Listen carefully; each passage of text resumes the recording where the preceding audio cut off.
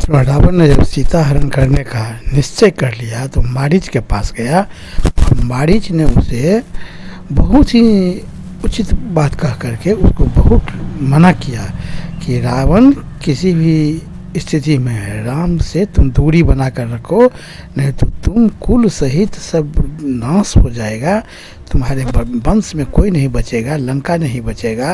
रावण का तेज मैं दो बार देख चुका हूँ, इसलिए राहे रावण, यदि अपने कुल का, अपने वंश का, लंका का कल्याण चाहते हो तो राम का अपराध नहीं करो।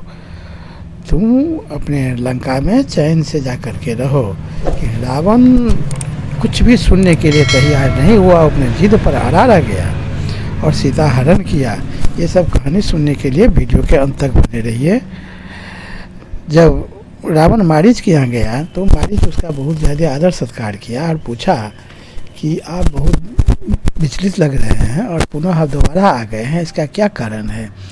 तो मारीच ने कहा कि देखो, राम हमारे बहन का नाक काट लिया है, उसका भाई लक्ष्मण हमारे बहन का नाक काट करके कुरूप कर दिया है और हमारे जन स्थान के छावनी को ध्वस्त कर दिया है, हमारे 14,000 सैनिकों, खरदूषण सभी को मार दिया है। इसलिए राम को मैं किसी भी स्थिति में माफ़ नहीं कर सकता हूँ। तो मैं सीता का हरण करूँगा, इसमें तुम हमको सहायता करो। तुम एक सोना का मृग बन जाओ कि तुम्हारा सब कुछ सोना ऐसे हो और जहाँ तहाँ चांदी के छींटे उस पर पड़ा हो, चितकबरे मृग बन करके तुम राम के आश्रम के पास विचरो और जो किसी तरह से कोशिश करो कि सीता तुम्हें देख ले। सीता राम को प्रेरित करके उसको भेजेगी कि इस मृग को पकड़ लाइए, और राम जब मृग के पीछे दौड़ेगा राम लक्ष्मण, तो मैं सीता को हरण कर लूँगा। तुम ये काम करो। मारीच इस पर बहुत उसको समझाया कि नहीं हे रावण, तुम राम के प्रभाव को नहीं जानते हो, मैं राम का प्रभाव तुमको बतलाता हूँ। एक बार विश्वामित्र के यज्ञ को मैं बहुत ज़्यादा विध्वंस किया और बहुत ऋषि मुनि को खा गया। विश्वामित्र को मैंने यज्ञ नहीं करने देता था, तो मेरे भय से विश्वामित्र भी आतंकित हो गया। उस दिन में मैं बहुत सबल था, 10,000 हाथी का मेरे पास बल था, मैं बहुत सबल था। मैं विकराल रूप धर करके जाता था, विश्वामित्र के यज्ञ को विध्वंस कर देता था। तब विश्वामित्र दशरथ से जा कर के कहे कि आप मुझे राम दे दीजिए। राम उस दिन में 12 वर्ष का ही था।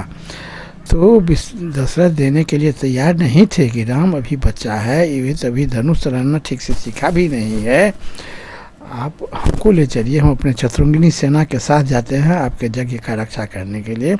कि विश्वामित्र तो त्रिकालदर्शी थे, वे जानते थे कि नहीं, हमको सिर्फ राम चाहिए, बाकी कुछ नहीं चाहिए, आपको हम नहीं ले जाएंगे।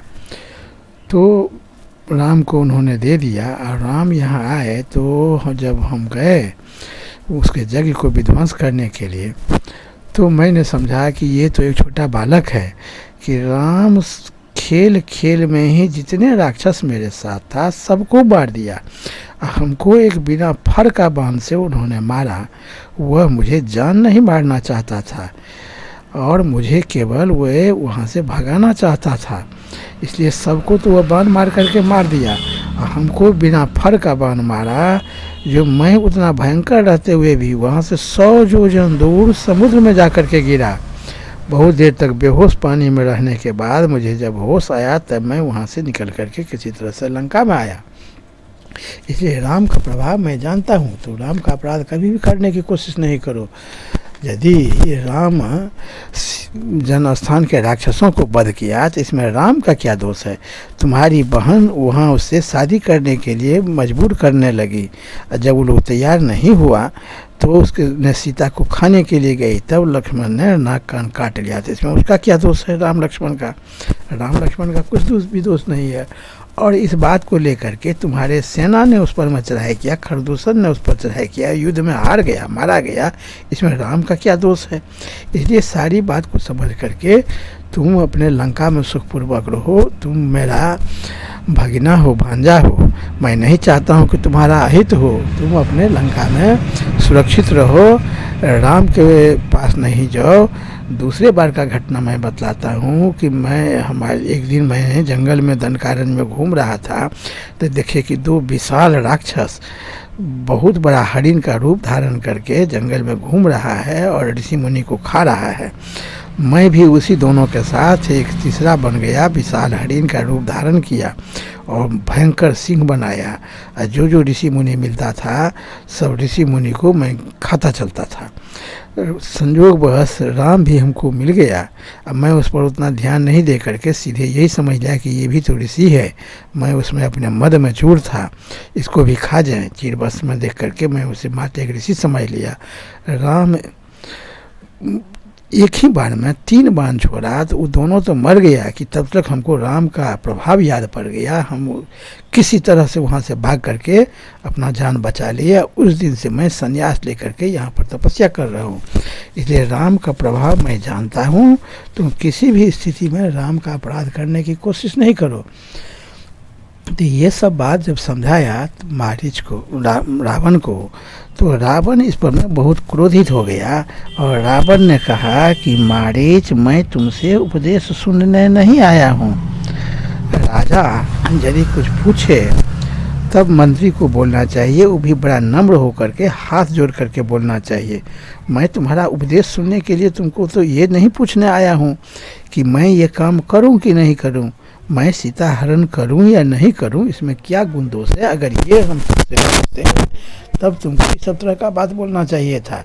तुम शिष्टाचार को पार कर रहे हो, तुमसे तो ये नहीं पूछा है। तुमसे तो मैं यही कहा है कि हम सीता का हरण करेंगे, तुम हमको इस तरह से मदद करो। तुम हमको उपदेश देने लगे हो। तो राजा अगर कोई बात किसी को कहे और वह अगर उल्लंघन कर दे तो इसका अर्थ तुम जानते हो। तुमको मैं अभी मृत्यु दंड दे करके तभी मैं तुम्हारा प्राण हर लूँगा। इसलिए तुम तय कर लो कि तुम मेरे हाथ से मरना चाहते हो कि नहीं। अगर अभी तुम मेरे हाथ से मरना चाहते हो तो मैं तुम्हें अभी मार दूँगा। राम के हाथ से तुम मरोगे या नहीं मरोगे, बच भी सकते हो, मर भी सकते हो, वह तो बाद की बात है। कि अभी मैं तुम्हारे अवज्ञा के लिए तुमको अभी मैं प्राणदंड दूँगा। इसलिए तुम निर्णय कर लो कि तुम्हें क्या करना है। इस स्थिति में मारीच बड़ा लाचार होकर के ना कहा कि रावण, तुम तो बहुत दुष्ट हो, मूर्ख हो। तुम्हारे हाथ से मरने से अच्छा तो है कि भगवान राम के हाथ से मर जाएं, तो हमारा कल्याण भी होगा। तुम तो पापी हो, तुम्हारे ऐसे पापी के हाथ से मरने से तो नरक ही जाना पड़ेगा। यदि तुम्हारा रक्षा अब कोई देवता भी नहीं कर सकते हैं। तुम्हारा बुद्धि भ्रष्ट हो गया है, मैं ये समझ गया। लंका का समूल विनाश होने का समय आ गया है कि तुम्हारी बुद्धि भ्रष्ट हो गई है। ठीक है, तुम जो कहते हो तुम्हारे हाथ से अच्छा है राम के हाथ से मरना। मैं तुम्हारे कथन का पालन करूंगा। चलो, मैं तुम्हारे साथ जाता हूं और जो तुम कहोगे मैं करूंगा। मित्रों, बहुत बहुत धन्यवाद इस तरह कहानी सुनने के लिए। हमारे चैनल के साथ बने रहिए। जय श्री